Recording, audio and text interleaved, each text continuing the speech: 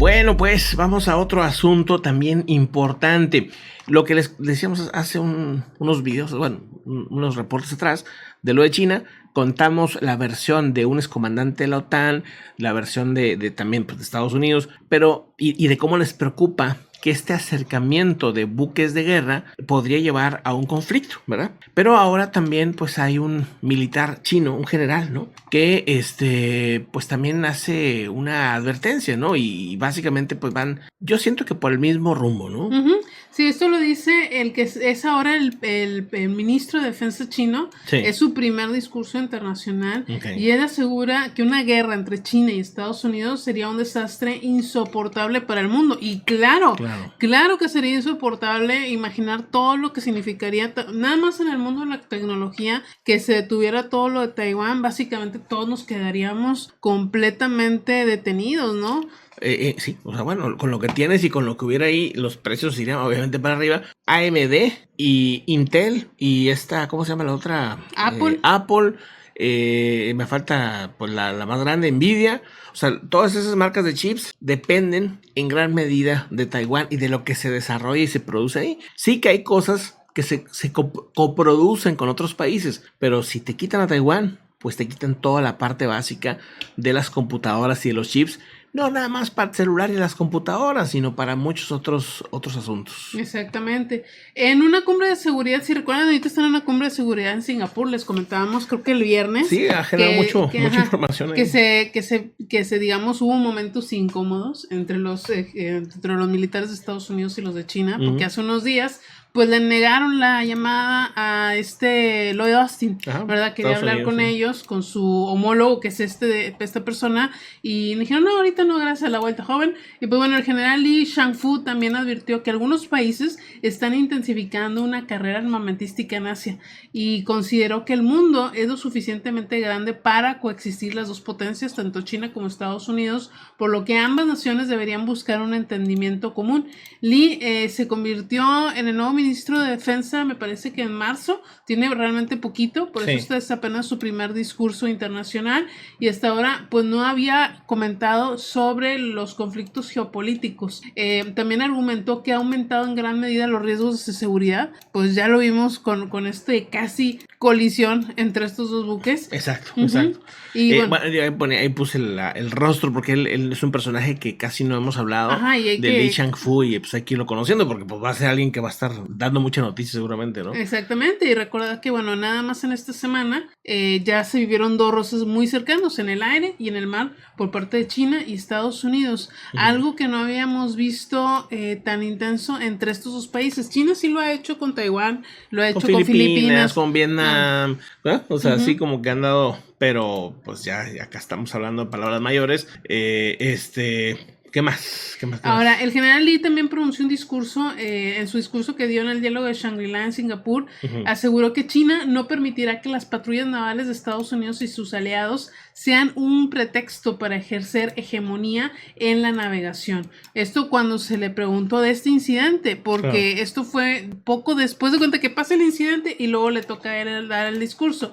También criticó pues estas alianzas que se están de la OTAN, que ya están llegando hasta Asia Pacífico. Hace poco también hablábamos que Japón podría abrir una oficina de la OTAN ahí mismo, cosa que a China pues le da una comezón horrible. Dice, es esencial, los intentos de presionar por alianzas similares a la OTAN en Asia Pacífico son una forma de secuestrar países de la región y exagerar los conflictos y las confrontaciones, lo que solo hundirá a Asia Pacífico en un torbellino de disputas y conflictos. Pues ahí están las declaraciones de ambos lados.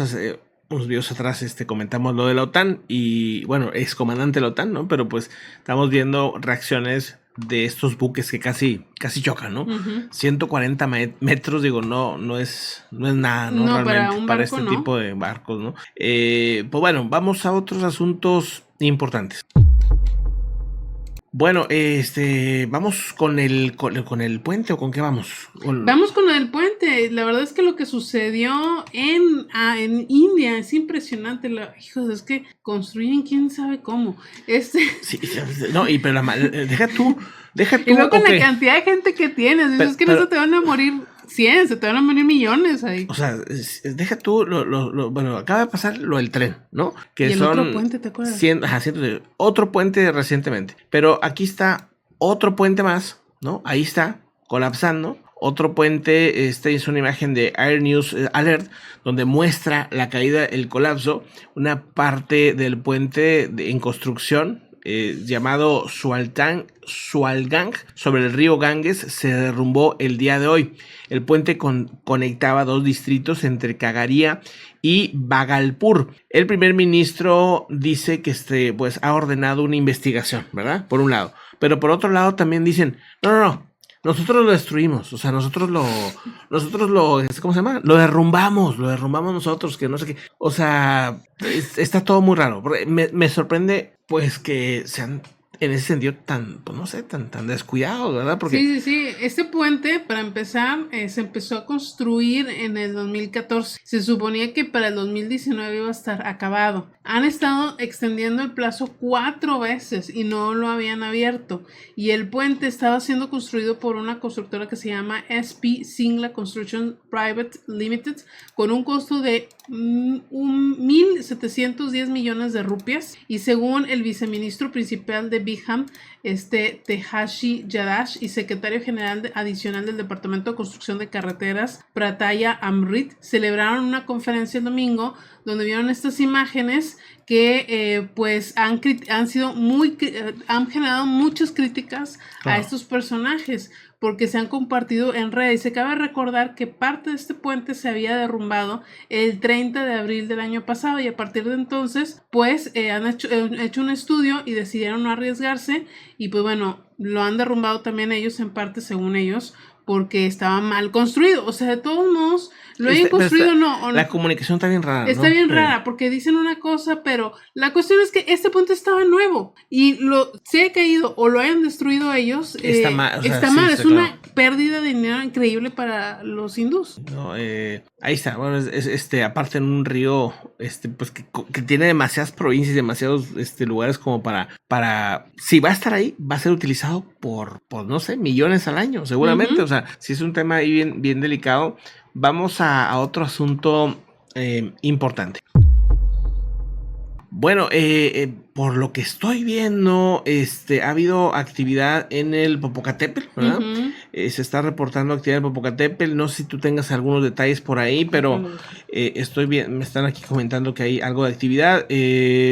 Vamos a ver si está así. Dice, a ver, ahí está, mira, es el comunicado de Protección Civil de Puebla. Dice lo siguiente: Protección Civil Estatal de Puebla. En las últimas horas, la actividad del volcán Popocatépetl es de exhalaciones esporádicas con mínima intensidad y bajo contenido de ceniza. No, pues no, realmente sí ha habido actividad, pero está tranquilo. El Comité Científico Asesor ha determinado el mantener el semáforo en alerta volcánica de amarillo fase 3. Pues no, algo de movimiento, pero no nada muy sorprendente, ¿no? Según lo que estoy viendo, pues sí hay movimiento, pero no tanto, no como para generar una alerta ni nada de eso. Dice también Sky Alert que hay tremor de alta frecuencia, amplitud variable, explosiones de tamaño menor y moderado, según lo que reportan. O sea, está pues relativamente tranquilo, ¿no? Ahí está el tema. Vamos a otro asunto importante.